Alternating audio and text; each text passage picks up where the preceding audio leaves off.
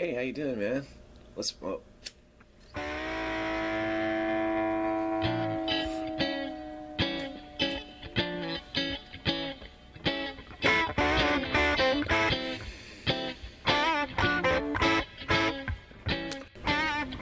Hey, fellow cool cats. No, I was playing. Totally playing.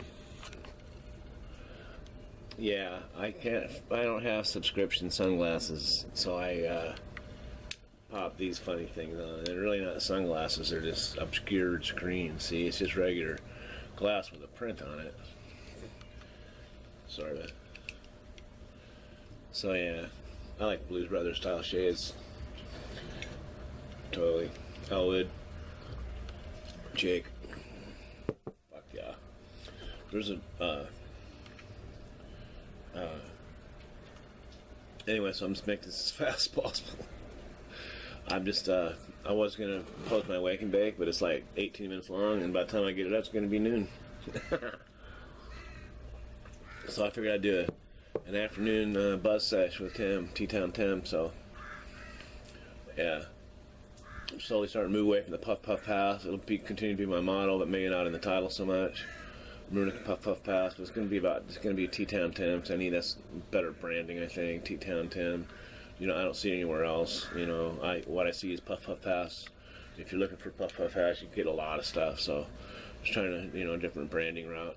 I'm probably pretty transparent about what I'm doing here. I'm trying to build a brand in a community and something that can be an advocate for cannabis use. And I think so many of us have a story. It needs to be a platform for telling a story about how cannabis changed our lives. And it sounds so funny to someone who hasn't had that experience or seen it, but you take it from me, and Gord's talked about it, and I'm sure other people have similar stories. For me, it was prescription drug use after I hurt my body from being a carpenter. I hurt and my back and had back surgery, and I got strung out on pain pills and eventually street drugs, and coming through all that and all the damage that I did to myself and my family and my life, coming out on the other side of that, it's like, can I go back to the same old thing and be led back to the same old trough, or am I going to try something new? And so I started looking into alternatives, and I didn't really think about cannabis being a pain reliever. I always thought about just getting high. And I'll be honest with you, I'm a rec and cannabis medical user. I both. I like to get high, and it eases my pain. I used to gobble ibuprofen. Not using prescription drugs and not using marijuana. I was gobbling up ibuprofen like Skittles, man. So yeah, so that's my story in a nutshell. So I'm going to puff, man. So my wife got the placement she wanted in the school she wanted with the teacher she wanted. She so deserves this placement, man. She does. These people might not want their name associated with pot, that cup, or the school. So I want to. But my wife doesn't smoke pot. She's not a cannabis user either. So, she might have tried it this last few months because it's been difficult. And I know it can be used to give someone peace of mind. I give them a respite from the emotional injuries and damage they have. You don't want to candy coat it with it. But it can give you respite, give you a chance to have peace of mind and reflect on what's going on in your life, slow shit down a little bit. And so anyway, but she hasn't, and one of the big reasons is because she can't legally. And if they catch her, and if she's tested, they won't let her be a teacher. It's just like, so something you do in the privacy of your home. Let's say you didn't smoke except between 10 and 12 at night, and everybody's asleep in bed, and your whole house is quiet, and you smoke, and then by the morning you're not high, obviously, and you go do your job. Should your job be able to tell you can't do that 2-hour gig in the middle of the night with a substance that's legal? And it's just a social, it's a paradigm that needs to shift, and that cannabis is less harmful than alcohol, yet more socially restricted. And so folks are going to have to get over that, but it's not going to happen overnight. And it's not going to happen overnight. And so many different prejudices embedded in our policies that it's going to take a serious house cleaning. But anyway, so yeah, I'm glad you can make it. Let's smoke.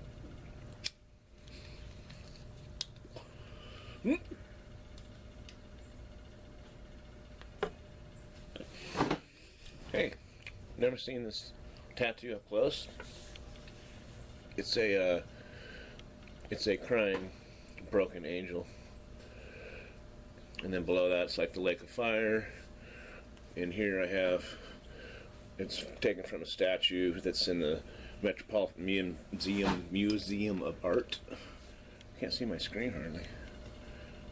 And so anyway, probably power saving mode. And then this is a guitar.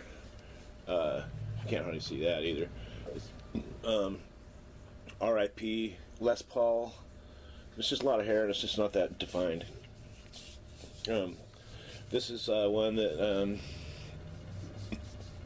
means a lot to my mom, or my wife and me. It's special to us, and I'll tell you the story someday. This is another guitar a friend of mine did.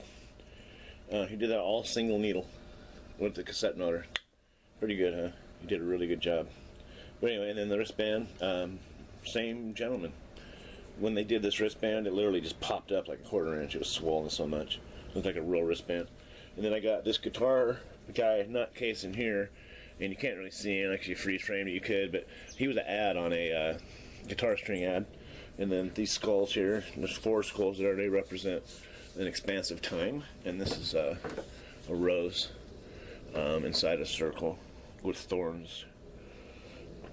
And so yeah, and then I got a little Stewie character. I won't tell you what character, but his name is Stewie. No, that's not a copyright infringement unless I gave you the image as well. And then I got a tsunami wave on my leg that I did, and I'm not done yet, but I did that just recently. And so yeah, practicing my cat skull a little bit. It's been forever. First one I ever did, I was 13. I did the little cross on my hand. I don't know if you can see it or not, because I can't really see the screen that well. But yeah, I don't know. And then I got this emblem here. It looks like like 3 different yin-yangs in a field and a circle. But actually, this is an image, and it might have been from that, but this image was taken from a stone that they found at what used to be an entryway to a church in Ireland, and they figured the date at about 700 AD. So, 700. So, 600s.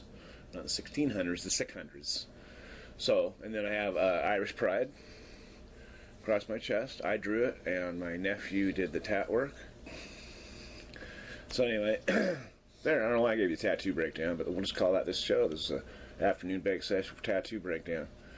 And so Mahdi modifications, you know, I wear earrings. My story, I wear 2 in my left ear.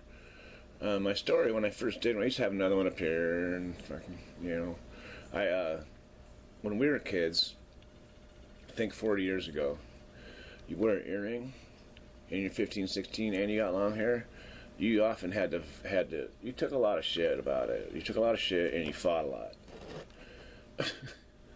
over some shit like that, because someone just had to say some shit to you, right? The thing is, we knew we were targets. We knew we were drawing heat to ourselves. So, you know, I mean, we might have argued, hey, you kids leave us alone, man. You know, kind of fucking assholes, redneck motherfuckers. You know. Anyway. But yeah, you had to fight over that shit. So now it's just like, let's puff, man.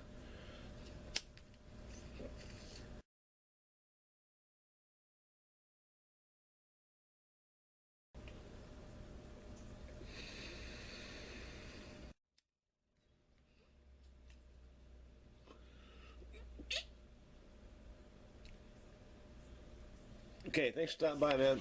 It's supposed to be a quickie. I'm going to shut it down and shave it down to where it's not 12 minutes long. Peace out, man. Remember, sometimes you don't have to change who you are. Sometimes you just have to, you know, get through life how you can. If you have to kind of hide your tattoos to get through an event, and it's pretty fucking amazing. Sometimes you got to do that, man. I don't think you sell them out. It's like you can't be the revolutionary on every front, man. And sometimes revolutionary was in disguise. So.